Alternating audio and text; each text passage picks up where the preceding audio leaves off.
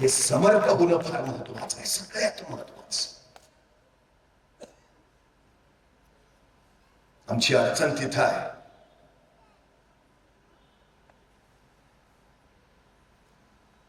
कमजोर पोरं करून टाकलीत आम्ही, काळजीनं प्रेमानं. तुम्हाला माहिती आहे, घरात आई असते, लहान मुलं असतं, रांगत असतं, आई स्वयंपाक करत असते. आईची नजर चुकून ते पोर हळूच अंधाराच्या दिशेला झेप होतं. स्वयंपाक करता करता आईचं लक्ष जातं तर शंके, नको जाऊ, अंधारात भाऊ असतो, नाही जायचं. ते पोरग तिथूनच आईकडे बघतो. आई म्हणते नाही हा, अंधारात भाऊ असतो. पोरग थांबतं, आई परत स्वयंपाकाला लागते.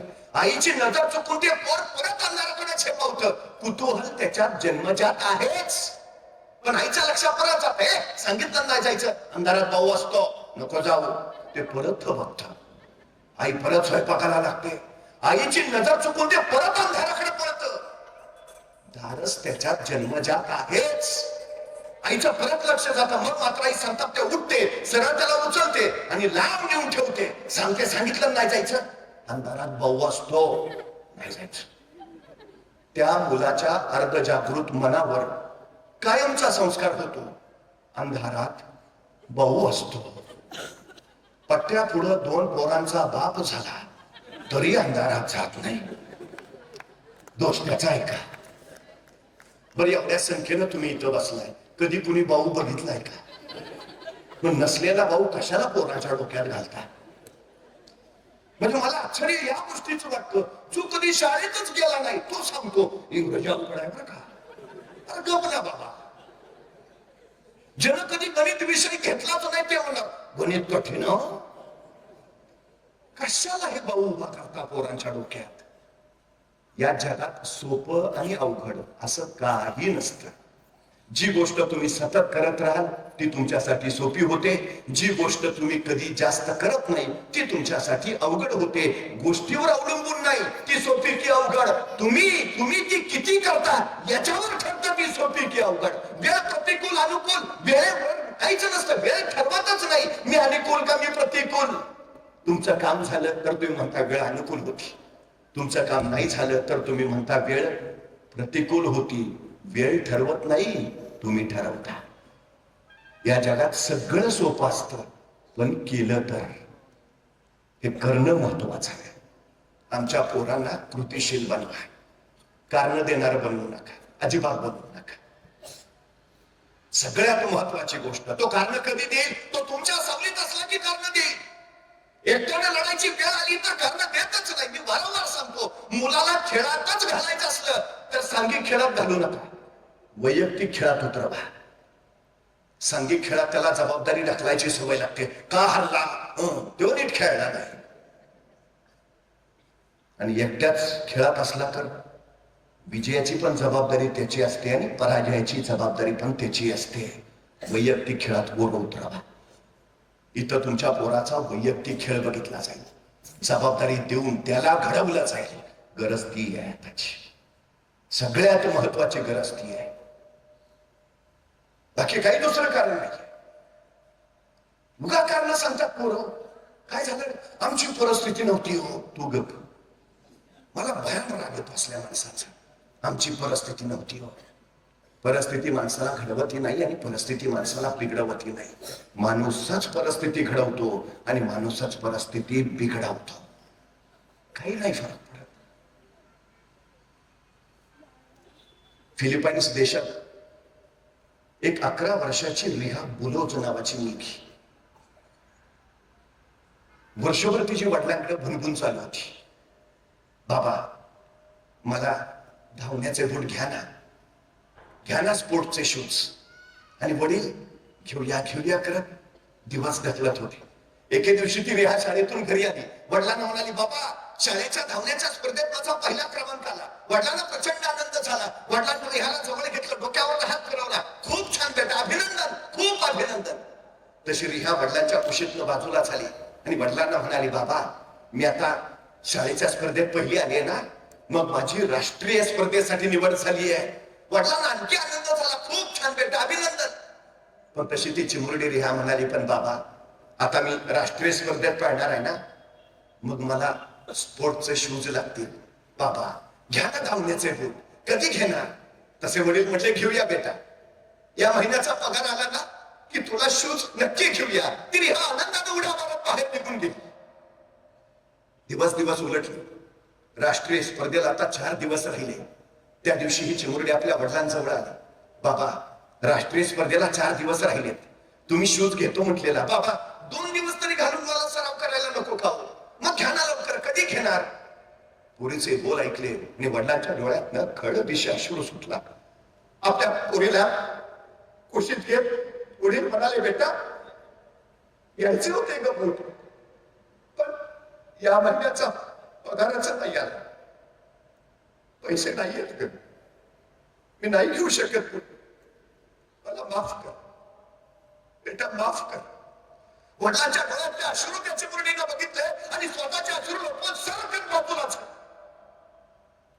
पण ती अशी नाही म्हटली, आता मला बूट नाहीत ना मी पाळणारच नाही, मला बूट नाहीत ना मी स्पर्धेत भागच घेणार नाही. नाही, ती उतरली स्पर्धेत.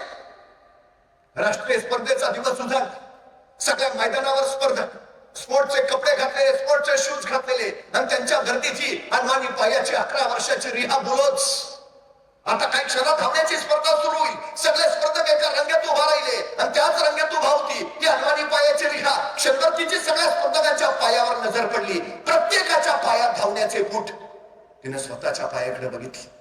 स्वतःच्या अनवाणी पायाकडे बघून काय वाटलं कुणास ठाऊक, ती सरकन बाजूला झाली आणि जखमेवर बांधायच्या पट्ट्या तिने स्वतःच्या पायावर बुटासारख्या बांधल्या आणि त्याच्यावर लिहिलं NIKE, नाईके. जणू नाईकेचे शूज तिनं घातलेत आणि बघता बघता स्पर्धा सुरू झाली. रिहा बेभान पळत सुटली. पाय ठेचकाळत होते, रक्ताळत होते, वेदना होत होत्या, पण तिला फक्त तिचं ध्येय दिसत होतं. जिंकायचंय, जिंकायचंय, फक्त जिंकायचंय. 400 मीटर, 800 मीटर, 1500 मीटर या तिन्ही स्पर्धेत रिहा पहिली आली. तिला 3 सुवर्ण पदक मिळाली.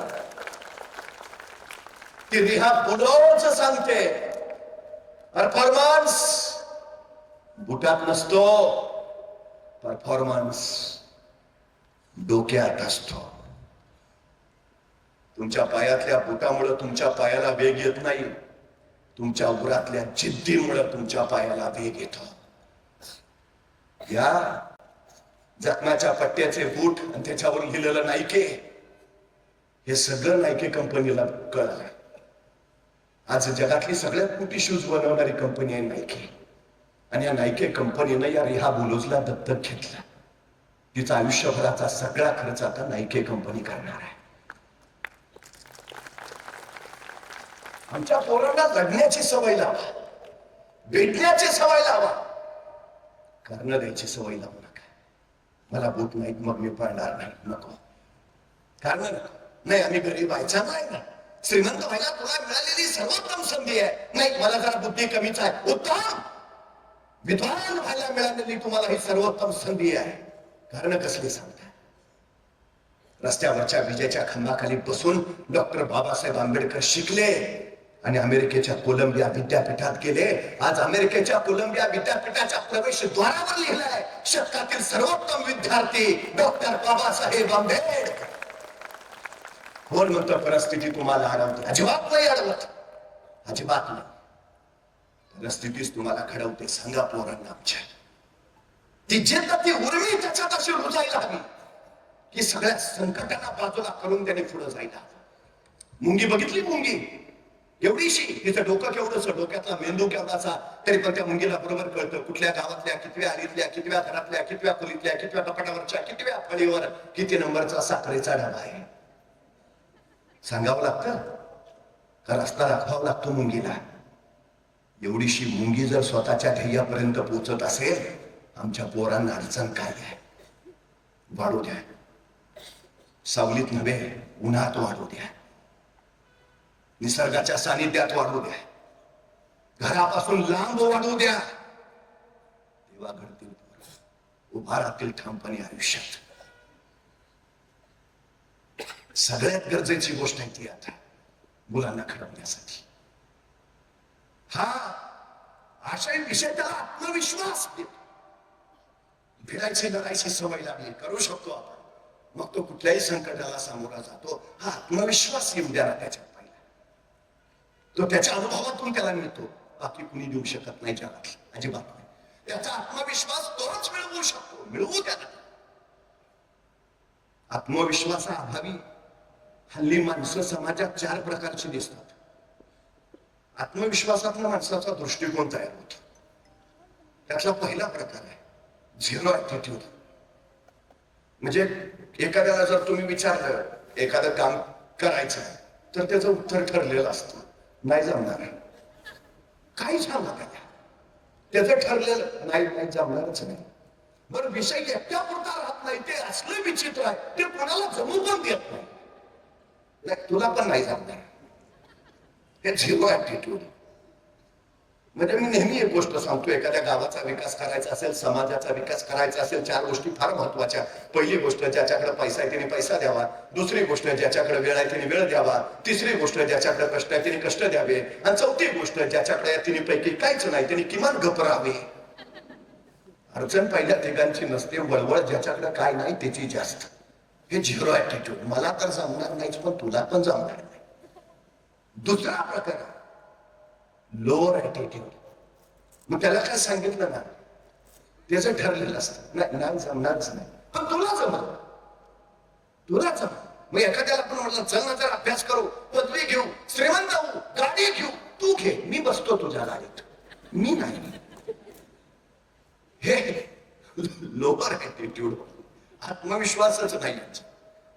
म्हणजे एखाद्याला म्हटलं ना चल ना जरा गावासाठी काहीतरी करूया, तुमचं करूया की, पण मी एकटा येऊन काय करणार, बाकीचे नकोत का. मग आपण त्याला तिथं सोडतो, बाकीचे गोळा करून आणतो. बाकीचे गोळा करून आणल्यावर मग त्याला म्हणतो चल आलेत बाकीचे. मग ते म्हणतो आता आहेत ना बाकीचे, मी नाही आलं म्हणून काय होत. हे लोअर ऍटिट्यूड मला, तुम्ही करा, मी नाही. तिसरा प्रकार याच्यातला जो आहे तो आहे ऍव्हरेज ऍटिट्यूड. हे नाही म्हणत नाहीत, पण हे म्हणतात बघू ना, प्रयत्न करायला काय हरकत आहे. निघाले का उडान ऑलिम्पियाड स्कूल, बघू ना जाऊन, अडचण काय नाही, जमलं करू, खात्री नाही. हे प्रयत्नवादी आहे, काही उपयोग नाही. आणि चौथा प्रकार चॅम्पियन्स ऍटिट्यूड. आय कॅन, अशक्य हा शब्दच त्यांच्या शब्दकोशात नाही. आय कांट म्हणतच नाही, आय कॅन, मी करेन, मग काही असू दे मी करेन. हा चॅम्पियन्स ऍटिट्यूड. तुमची पोरं घडवायची असतील ना, त्यांना चॅम्पियन्स ऍटिट्यूड ने घडवता आली पाहिजे. काही सांगा, आय कॅन, आय कॅन. तुला 12वीला 100% पडलेच पाहिजे, आय कॅन. तू खेळात उत्तमच झाला पाहिजे, आय कॅन. इंग्लिश फ्लुएंटली बोलला पाहिजेस, आय कॅन. आय कांट म्हणतच नाही. ते चॅम्पियन्स घडवायचे असतील तर तसं शिक्षण हवं, चौफेअर शिक्षण. जी संकल्पना घेऊन उडान ऑलिम्पियाड स्कूल उभा राहिले, जिथं चॅम्पियन्स घडवले जातात. वन डे क्रिकेटचा जन्म होऊन 2963 वन डे झाले. एकाही फलंदाजाला वन डे 200 रन करता आल्या नाहीत, एकाही. सगळे म्हणले शक्य आहे काय, 50 ओव्हर त्यात 11 खेळाडू आणि एकट्याच्या 200, शक्य आहे काय, अशक्य आहे. 2963 वन डे झाल्या, कुणालाही द्विशतक करता आलं नाही. पण वयाच्या 16व्या वर्षी क्रिकेटमध्ये पदार्पण केले ना सचिन तेंडुलकर, फेब्रुवारी 2010 मध्ये मैदानावर उतरला आणि आतापर्यंत जे कुणालाही शक्य झालं नव्हतं ते सचिन तेंडुलकरने केलं. I can. 200 रन, पहिल्या 200 रन वन डे क्रिकेट मधल्या सचिन तेंडुलकरने केले. अडचण काय, मी करेन, केली. कठीण काय, हा चॅम्पियन्स ऍटिट्यूड. दुसऱ्या दिवशी पत्रकाराने सचिन तेंडुलकरला विचारलं, तुम्ही काल 200 रन केल्या, विक्रम केला. आज सकाळी उठल्या उठल्या पहिले सगळे पेपर बघितले असतील, सगळ्या पेपरच्या पहिल्या पानावर तुमच्याच बातम्या, मास्टर ब्लास्टरचं द्विशतक. तुम्ही सकाळी उठल्या उठल्या मोबाईल हातात घेतला असेल, मोबाईलला सगळे तुमच्या अभिनंदनाचे मेसेज, कॉंग्रॅच्युलेशन, अभिनंदन. काय केलं सकाळी, पेपर घेतला की मोबाईल. सचिन तेंडुलकर म्हणाले, गेली 25 वर्ष झाली मी रोज सकाळी 6 वाजता मैदानावर नेट मध्ये सराव करत असतो. 25 वर्ष रोज.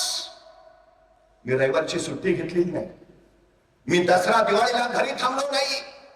25 वर्ष रोज सकाळी 6 वाजता मी मैदानावर सराव करत असतो. मी सकाळी उठून पेपर वाचत बसलो असतो तर क्रिकेटचा देव कधीच झालो नसतो. मी सकाळी उठल्या उठल्या मोबाईल घेऊन बसलो असतो, मला भारतरत्न मिळालाच नसता. सचिन तेंडुलकर नाही, घेतच नाही मोबाईल, आणि आम्ही उठलो की पहिला मोबाईल. नाही, महाराष्ट्रात रात्री काय काय घडलं कळलं पाहिजे. अरे तू कोण सीएम आहे का डीसीएम आहे? पण तुला मेसेज येऊन येणार कुठले? गुड मॉर्निंग आणि 2 गुलाब. पण त्याच्यासाठी सोन्यासारखी सकाळ आम्ही वाया घालवतो, जे आमचं आयुष्य घडवू शकत. मला एका प्रश्नाचं उत्तर द्या. सगळे टीव्ही बघता ना? तुम्ही टीव्हीवर कधी मर्सिडीज गाडीची जाहिरात बघितली? नाही. ऑडी गाडीची नाही. बेन्झ नाही. रोल्स रॉयस नाही. रेंज रोव्हर अजिबात नाही. ह्या गाड्यांच्या जाहिराती टीव्हीवर दाखवतच नाहीत का? कारण त्या कंपनीला माहिती आहे टीव्ही बघत फालतू वेळ खर्च करणाराची पात्रता मर्सिडीज घ्यायची असू शकत नाही. हे घेऊ शकत नाही. तो आपला ग्राहकच नाही. बरं, मोबाईलवर तुम्ही जाहिरात बघितली कधी मर्सिडीजची? नाही. मग मोबाईलवर जाहिरात कुठली? रमी सर्कल 3000 कमाव. आपली पात्रता काय आहे? तुम्हाला आयुष्यात 3000च कमवायचे असतील तर जरूर मोबाईल घेऊन बसा, अडचण नाही. पण जर तुम्हाला महिन्याला 3 करोड कमवायचे असतील तर ते तुमच्यासाठी नाही, अजिबात नाही. आमच्या पोरांना सांगा काय त्याच्यासाठी आहे आणि काय त्याच्यासाठी नाही, हे त्याला योग्य वयात कळणं फार महत्वाचं आहे. ज्यांनी मोबाईलचा शोध लावला त्यांनी सांगितले 18 वर्षापर्यंत पोराच्या हातात मोबाईल देऊ नका. त्यांनी स्वतःच्या मुलालाही दिला नाही. मोठी माणसं सुद्धा संध्याकाळी झोपायच्या आधी मोबाईल हातात घेतात. 5 मिनिटं रील्स बघू. पहाटे 5 कधी वाजता त्याला कळत नाही. पोरं तर कोवळी आयुष्याचा किती मौल्यवान काळ त्यात वाया घालवत असतील. तुम्हाला माहिती आहे आमच्या पोरांचा मेंदू 1 मिनिटापेक्षा अधिक काळ आता एकाग्र होत नाही, कारण त्याला 1 मिनिटाची रील्स बघायची सवय लागली. एक संपली की दुसरी, एक संपली की दुसरी. त्याचा मेंदू सतत हालचाल करत राहतो, तो एकाग्र होत नाही. आता अभ्यासात ती अडचण झाली. पोरं घडवायचे असतील तर या गोष्टींपासून थोडी लांब न्यावी लागतील, न्यावीच लागतील. ती सगळ्यात महत्वाची गरज आहे, सगळ्यात महत्वाची. तुम्हाला माहिती आहे आताच्या घडीला जगातला सगळ्यात श्रीमंत माणूस कोण आहे? सगळ्यात श्रीमंत एलॉन मस्क. Champions attitude. बापजात्याची श्रीमंती नाही आली, एकट्यानं स्वतःच्या आयुष्यात कमावलेली श्रीमंती आहे, एकट्याने. काय आहे त्याच्यात असं वैशिष्ट्य? तो बसला ना, महिन्याचा विचार करत नाही, वर्षाचा विचार करत नाही, पुढच्या 10 वर्षाचा विचार करतो. पुढच्या 10 वर्षात मला काय करायचं आहे, आणि एकदा त्याचं ठरलं पुढच्या 10 वर्षात मला हे करायचं आहे, तो परत बसतो आणि जे 10 वर्षात करायचं आहे ते मला 1 वर्षात कसं करता येईल याचं नियोजन करतो. इतरांना जी गोष्ट करायला 10 वर्ष लागतात, एलॉन मस्क 1 वर्षात करतो. का श्रीमंत आहे तो? बाहेर रप पाऊस पडत असतो, तुम्ही पावसात भांडं घेऊन जाता. तुम्हाला पाणी किती मिळेल? जेवढं तुम्ही भांडं न्याल तेवढं मिळेल. मग तुम्हाला एवढंच पाणी मिळालं आणि तेवढंच पाणी मिळालं, ह्यात पावसाचा काय दोष आहे का? तुम्हाला जास्त पाहिजे ना, मोठं भांडं घेऊन जा. एलॉन मस्क सांगतो तो परमेश्वर द्यायलाच बसलाय. मोठी स्वप्न बघा ना, छोटी का बघता? तर एलॉन मस्क सांगतो पुढच्या 10 वर्षात माझं मंगळावर शहर असेल. कुठं? मंगळावर. आणि आमचं काय चाललंय? बघू चाललंय दौंडला फ्लॅट घ्यायचा. आम्ही अजून दौंडलाच आहे. तो मंगळावर पोहोचला. का श्रीमंत आहे तो? जगातला पहिला माणूस आहे ज्यांनी सांगितलं 2050 साली पृथ्वीच्या पोटातलं पेट्रोल डिझेल संपेल, 2090 साली पृथ्वीच्या पोटातला गॅस संपेल, गाड्या कशावर पडतील? दुसऱ्यानं काढलेली टेस्ला कंपनी विकत घेतली आणि इलेक्ट्रिक कार्स बनवणारी जगातली सगळ्यात मोठी कंपनी या एलॉन मस्कनं उभा केली. उद्याच्या काळात गाड्या फक्त टेस्लाच्या असतील. का श्रीमंत आहे तो? त्याच्या कंपनीला 1 महिन्यात 50,000 कार बनवायची ऑर्डर मिळाली. अशक्य. जगातली कुठलीच कंपनी 1 महिन्यात 50,000 गाड्या बनवू शकत नाही. पण तो एलॉन मस्क, ऐका मी करेन. पण नेमकं त्याचं कंपनीचं मशीन टूल बिघडलं. मशीन टूल मिळत होतं फ्रान्सला. त्यांनी फोन लावला, मशीन टूल हवंय. कंपनी म्हणली आहे, 2-3 दिवसात पोहोचून जाईल. 2-3 दिवस एवढा कुणाला वेळ आहे? त्यांनी स्वतःचं विमान काढलं, फ्रान्सला पोहोचला, मशीन टूल घेतलं. संध्याकाळी कंपनीत काम रुकना नाही चाहिए. का श्रीमंत आहे? कारण त्याला वेळेची किंमत माहिती आहे. माहिती आहे त्याला. परवा एलॉन मस्कनं त्याचा 47वा वाढदिवस साजरा केला. कसा केला असेल? अमेरिकेतला सगळ्यात श्रीमंत माणूस आहे. कसं सेलिब्रेशन केलं असेल वाढदिवसाचं? अख्ख्या अमेरिकेत त्याचे बॅनर लागले असतील, आमचं या आधार स्तंभ. काय सेलिब्रेशन असेल? त्यांनी स्वतःचा 47वा वाढदिवस कसा साजरा केला माहितीये? आपल्या 47व्या वाढदिवसाच्या दिवशी तो 24 तास अखंड काम करत होता. 24 तास अखंड काम. त्या दिवशी तो 1 मिनिट झोपला नाही. 1 मिनिट. वाढदिवसाचं सेलिब्रेशन कसं? 24 तास अखंड काम. आणि आमच्या नववीतल्या पोराचा वाढदिवस असू द्या, दिवसभर वर्धा चॉकलेट वाटते, बर्थडे आहे.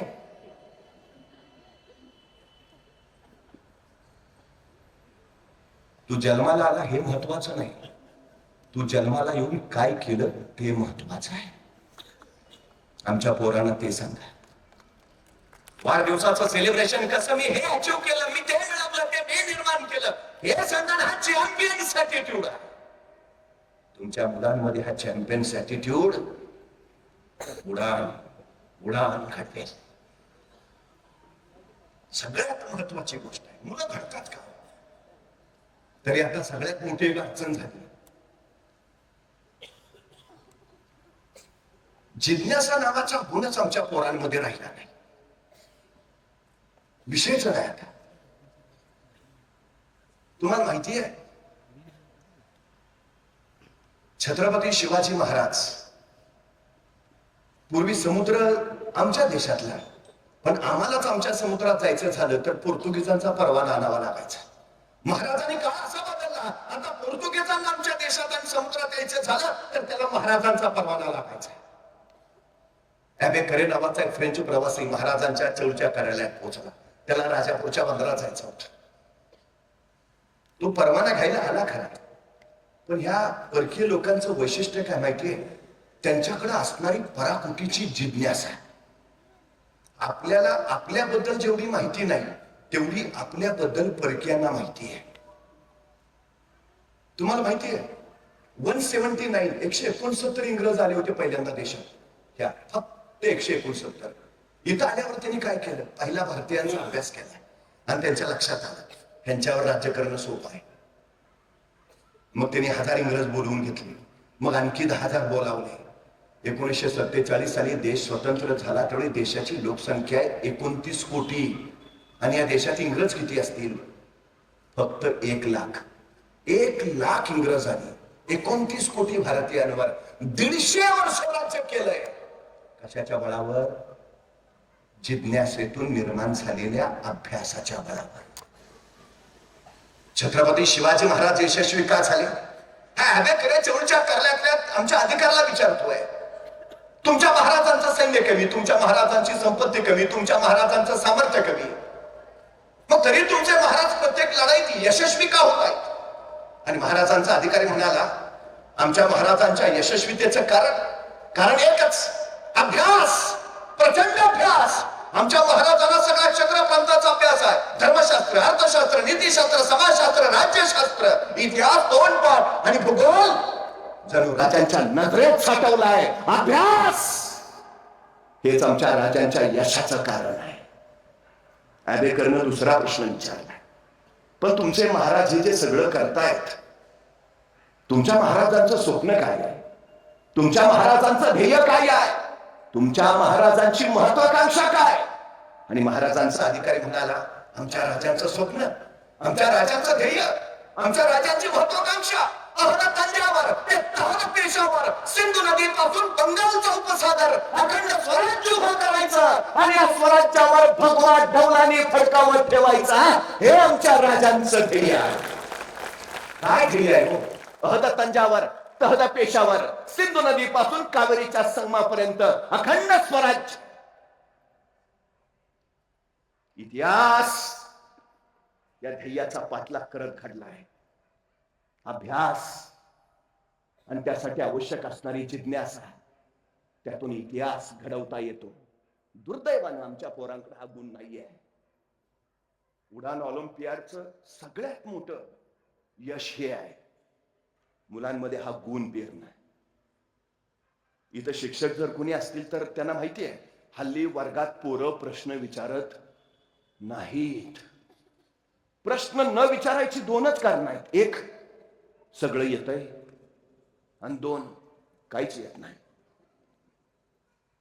मला कधी कधी बरं वाटतं, बरं झालं ते सफरचंदाच्या झाडाखाली न्यूटनच बसला होता. नेमकं ते सफरचंद खाली पडलं आणि त्याला प्रश्न पडला, सफरचंद खालीच का पडलं, आणि मग गुरुत्वाकर्षणाचा शोध लागला. मला खरंच बरं वाटतं, बरं झालं सफरचंदाच्या झाडाखाली न्यूटनच बसला होता. बघा ना, बसला असता एखादा आपल्यातला आणि पडलं असतं सफरचंद खाली, काय प्रश्न पडला असता त्याला. बरं झालं मी असतानाच पडला. दुसरा प्रश्न, बरं झालं आणखी कुणी नाही, अकेले अकेले खाएंगे. आणि जर एखाद्याला प्रश्न पडलाच, सफरचंद खालीच का पडलं, आणि त्यानं विचारलं वडिलांना, बाबा सफरचंद खाली का पडलं, बाबा म्हणणार, खाना मुकाट्यानं का डोक्याला ताप देतो, हाय ते व्याप कमी आहेत का, संपला आमचा न्यूटन सफरचंदाच्या झाडाखालीच. उद्याची आमची पोरं न्यूटन बनवायची असतील तर त्यांच्यात हा गुण यायला हवा, पेरायला हवा. सगळ्यात महत्वाची गोष्ट आहे. शाळांच्या पाठ्यपुस्तकात धडे दिलेत, आमच्या मुलांनी काय करायचंय त्या धड्यावर आधारित प्रश्नाची उत्तरं द्यायची आहेत. या पाठातून पु ल देशपांडे काय म्हणतात ली, काय म्हणतात ते, या कवितेतनं गदी माडगुळकर काय संदेश देतात ली. जिज्ञासेचा वापर कुठं झाला, प्रश्न कुठे पडला त्याला, त्याचे आतील गुण कसे विकसित होतील. मग प्रश्न पडायला हवेत, त्याला पडायलाच हवेत. मी नेहमी एक गोष्ट सांगतो, थॉमस अल्वा एडिसन 10,000 शोधांचा जनक आहे, पण तो जन्मजातच बहिरा होता. त्याला कमी ऐकू यायचं. आता ऐकूच नाही यायचं म्हटल्यावर ग्रहण शक्तीच नाही, ग्रहण शक्ती नाही म्हटल्यावर ज्ञान नाही. पण त्याच्या आईची इच्छा होती एडिसननं शाळेत जावं, एडिसननं खूप शिकावं. आणि शेवटी बहिरे असणाऱ्या एडिसनला आईनं शाळेत टाकलं. एडिसन शाळेत जायला लागला. एके दिवशी एडिसन शाळेतून घरी आला. आईनं विचारलं, एडिसन कसा होता आजचा दिवस. एडिसन म्हणला, खूप छान खूप छान. आणि एडिसन आपल्या दप्तरातून आणलेलं त्याच्या टीचरनी दिलेलं पत्र काढलं आणि आपल्या आईच्या हातात देत म्हणाला, आमच्या टीचरनी तुझ्यासाठी दिलंय. आईनं तिथंच ते पत्र फोडलं, वाचायला सुरुवात केली.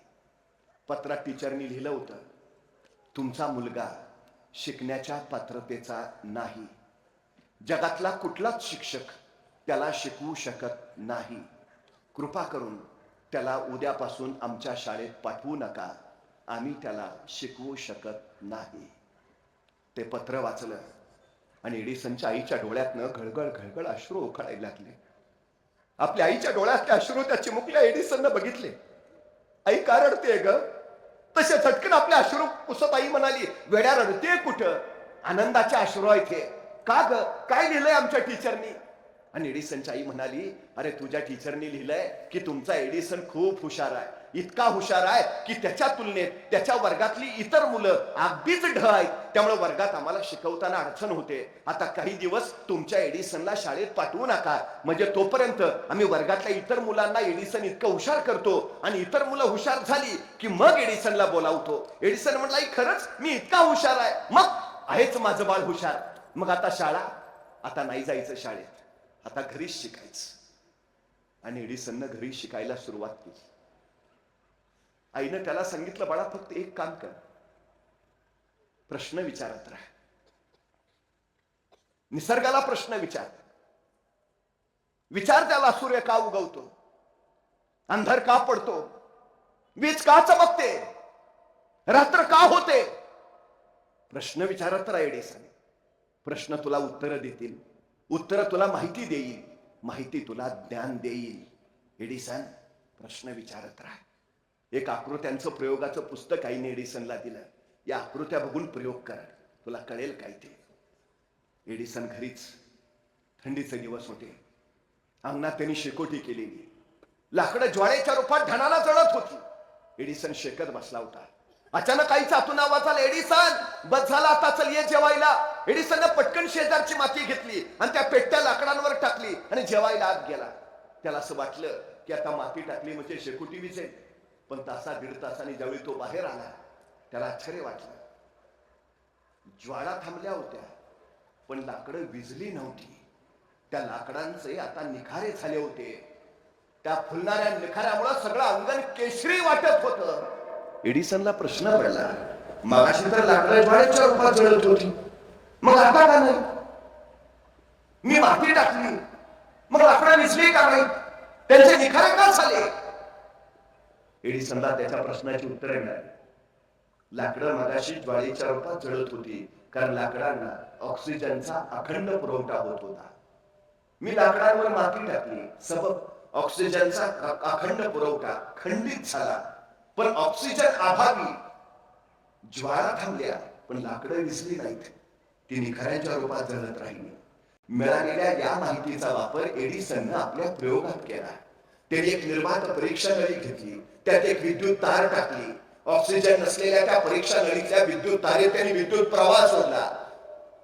ऑक्सिजन अभावी ती विद्युत तार जळाली नाही, पण विद्युत प्रवाहामुळे ती फक्त तप्त होत राहिली. ती इतकी तप्त, इतकी लालबुंद झाली की त्या परीक्षा नळी नक्की खोली उजळून काढली आणि जगाला विद्युत बल्बचा शोध लागला. बहिऱ्या एडिसनने सृष्टी प्रकाशमान केली. अरे बहिरा एडिसन जर 10,000 शोध लावत असेल, आमच्या पोरांना काय अवघड आहे? 10,000 शोध. तो 40 वर्षाचा असताना त्याच्या आईचं निधन झालं. आईच्या मृत्यूनंतर एडिसन आईची खोली आवरायला गेला. खोली आवरताना त्याला आईची जुनी ट्रंक सापडली. ती सावरावी म्हणून त्यानं ती उघडली आणि ती ट्रंक सावरताना लहानपणी त्याच्या टीचरनी दिलेलं पत्र त्याला त्या ट्रंकेत सापडलं. आईनं सांगितलं होतं की त्यात असं लिहिलं की तू खूप हुशार आहे. एडिसननं थरथरत्या हाताने ते पत्र हातात घेतलं, वाचायला सुरुवात केली. पत्रात लिहिलं होतं, तुमचा मुलगा शिकण्याच्या पात्रतेचा नाही. आणि एडिसनच्या डोळ्यातनं खळखळीत अश्रू उघडला. जगातला कुठलाच शिक्षक त्याला शिकवू शकत नाही. आई, मी शिकण्याच्या पात्रतेचा नसताना तू मला म्हणालीस एडिसन तू खूप हुशार आहे. आई, जगातली कुठलीही शाळा मला शिकवू शकत नसताना तू मला सांगितलंस एडिसन हुशार आहेस. माझ्यातल्या कमतरता लपवून ठेवल्यास. आई, माझ्यातले गुण बाहेर काढलेस. तुझ्या प्रेरणेनं, तुझ्या प्रोत्साहनानं हा एडिसन 10,000 शोधांचा जनक झाला. धन्य आई. शाळेनं मला घेतलं नाही, पण तू मात्र तुझ्या शाळेत मला घडवलीस. आई घडवलीस. आई मुलाची पहिली शाळा असते आणि शाळा मुलाची दुसरी आई असते. या दोन आईंच्या कुशीत मूल घडत असत. आता मूल घडायचं असेल तर तुमच्या कुशीतून उडान ऑलिम्पियाड स्कूल या आईच्या कुशीत आता तुमचं मूल येऊ द्या. जगाला प्रकाशमान करणारे शोध, ती शक्ती, ती जिज्ञासा त्याच्यामध्ये नक्कीच येईल. आपली मुलं घडावीत म्हणूनच आपला हा अखंड प्रवास असतो. त्या प्रवासात आम्ही सगळे आपल्या सोबत आहोत. आपल्या सगळ्यांना त्यासाठी मनपूर्वक शुभेच्छा देतो. हे सगळं तळमळीनं करणारे आमचे सुनील गायकवाड साहेब, विशालजी भारावकर, अप्पाजी मदने, आमच्या अमोलजी देसाई, ही सगळी मंडळी त्या तळमळीनं धडपडतात. आपल्या सगळ्यांना त्या प्रवासासाठी पुन्हा एकदा शुभेच्छा देतो. थांबतो. धन्यवाद सर. पालकांना 2च मिनिटं विनंती आहे. इतक्या वेळ बसला, 2च मिनिटं फक्त बसा. मला खात्री आहे सरांचे शब्द तुम्ही मनात मेंदूत साठवून ठेवलेले असतील. फक्त उडान ऑलिम्पियाड स्कूल काय आहे, तिथं काय शिकवलं जाणार आहे, फक्त 2 ते 3 मिनिटाची डॉक्युमेंटरी फिल्म आहे. आणि बसा एवढ्यासाठी म्हणतोय, तुम्ही जाताना जर एक फॉर्म भरून गेलात, तुमचं नाव तिथं देऊन गेलात आणि तुमच्या विद्यार्थ्याने जर तिथे ऍडमिशन घेतलं तर वर्षभराचा त्याचा स्टेशनरीचा खर्च जो आहे 20,000 रुपये, तर तो गायकवाड सरांनी आताच मला कमिटमेंट दिली, तर जे फॉर्म भरून जातील किंवा नाव देऊन जातील तर त्यांच्यासाठी आपण ते मोफत देणार आहोत. तर फिल्म बघा, 20 वर्षांपासून हे स्कूल सुरू आहे, पण आता इमारतीचं काम चालू आहे. मी जसं मगाशी म्हटलं की 5 कोटी रुपयाचं त्यांनी लोन काढलेलं आणि नव्यानं ती इमारत उभी राहते. जुनं स्कूल तुम्हाला बघायला मिळणार नाही, पण स्टाफ कसा असणार आहे, ते ठिकाण काय हे या व्हिडिओच्या माध्यमातून तुम्हाला बघायला मिळेल. तर कृपया इतका वेळ काढला 2 ते 3 मिनिटं ही फिल्म बघा. विद्यार्थी मित्र आणि पालक, शिक्षण क्षेत्रामध्ये सुरू असलेली जीवघेणी